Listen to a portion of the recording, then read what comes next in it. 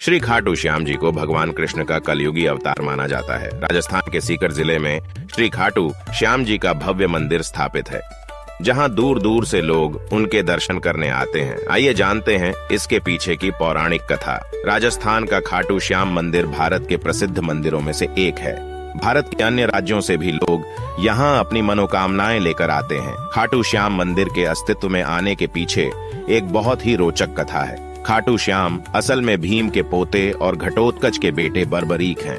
इन्हीं की खाटू श्याम के रूप में पूजा की जाती है। बर्बरीक में बचपन से ही वीर और महान योद्धा के गुण थे और इन्होंने भगवान शिव को प्रसन्न कर उनसे 3 अभेद्य बाण प्राप्त किए थे। इसी कारण इन्हें 3 बाणधारी भी कहा जाता है। इस मंदिर की एक बहुत ही खास और अनोखी बात प्रचलित है। कहा जाता है कि जो भी इस मंदिर में जाता है, इसे बाबा श्याम का हर बार एक नया रूप देखने को मिलता है। कई लोगों को उनके आकार में भी बदलाव नजर आता है। महाभारत के युद्ध के दौरान बर्बरीक ने अपनी माता अहिलावती के समक्ष इस युद्ध में जाने की इच्छा प्रकट की। जब मां ने इसकी अनुमति दे दी तो उन्होंने माता से पूछा, मैं युद्ध में किसका साथ दूं?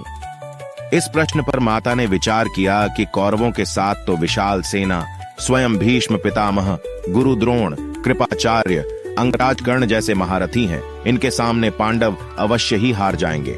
इसलिए उन्होंने बर्बरीक से कहा कि जो हार रहा हो तुम उसी का सहारा बनो। बर्बरीक ने माता को वचन दिया कि वह ऐसा ही करेंगे और वह युद्ध भूमि की ओर निकल पड़े। भगवान श्री कृष्ण युद्ध का अंत जानते थे, इसलिए उन्होंने सोचा कि अगर कौरवों को हारता देखकर बर्बरीक कौरवों का साथ देने लगा तो पांडवों का हारना निश्चित है। तब श्री कृष्ण ने ब्राह्मण का वेश धारण करके बर्बरीक से उनका शीश दान में मांग लिया। बर्बरीक सोच में पड़ गया कि कोई ब्राह्मण मेरा शीश क्यों मांगेगा। यह सोच उन्होंने ब्राह्मण से उनके असली रूप के दर्शन की इच्छा व्यक्त की। भगवान श्री कृष्ण ने उन्हें अपने विराट रूप में दर्शन दिए। इस पर उन्होंने अपनी तलवार निकालकर श्री कृष्ण के चरणों में अपना सिर अर्पण कर दिया। श्री कृष्ण ने तेजी से उनके शीश को अपने हाथ में उठाया एवं अमृत से सींचकर अमर कर दिया। उन्होंने श्री कृष्ण से संपूर्ण युद्ध देखने की इच्छा प्रकट की, इसलिए भगवान ने उनके शीश को युद्ध भूमि के समीप ही सबसे ऊंची पहाड़ी पर सुशोभित कर दिया, जहां से बर्बरीक पूरा युद्ध देख सकते थे। खाटू श्याम कैसे बने हारे का सहारा। युद्ध की समाप्ति के बाद सभी पांडव विजय का श्रेय अपने ऊपर लेने लगे। आखिरकार निर्णय के लिए सभी श्री कृष्ण के पास गए तो वह बोले, मैं तो स्वयं व्यस्त था, इसलिए मैं किसी का पराक्रम नहीं देख सका। ऐसा करते हैं, सभी बर्बरीक के पास चलते हैं।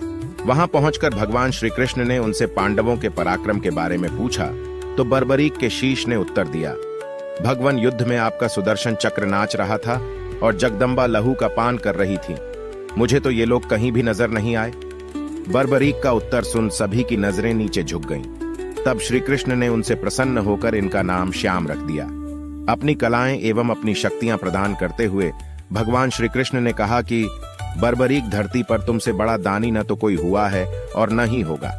मां को दिए वचन के अनुसार तुम हारने वाले का सहारा बनोगे। लोग तुम्हारे दरबार में आकर जो भी मांगे उन्हें मिलेगा। तभी तो कहा जाता है, हारे का सहारा बाबा खाटू श्याम हमारा।